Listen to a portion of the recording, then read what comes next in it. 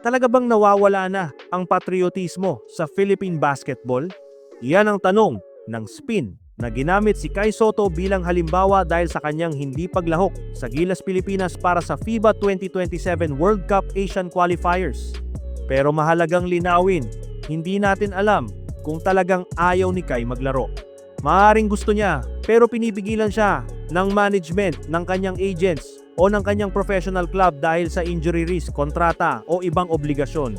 Ayon sa columnist, ang sitwasyon ni Kai ay nagbubukas ng mas malaking usapan tungkol sa kung paano nagbabago ang konsepto ng patriotismo sa Philippine basketball. Dati, ang mga manlalaro ay nakikipagtagisan sa tryouts at ibinubuhos ang lahat para sa bansa.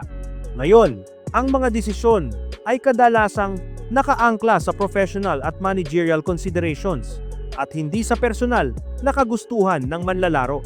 Ang artikulo ay nagtatanong kung ang tradisyonal na patriotismo ay nagbabago, pero hindi ito dapat gawing batayan para husgahan ang karakter ni Kai.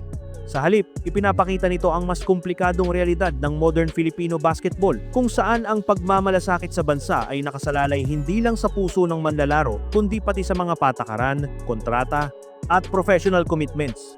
Sa madaling sabi, hindi nawawala ang patriotismo, ngunit ito ay nagbabago sa konteksto ng modernong basketball. At sa sitwasyon ni Kai, hindi siya personal na may sala, isa lang siyang manlalaro na apektado ng mas malalaking sistemang umiikot sa laro.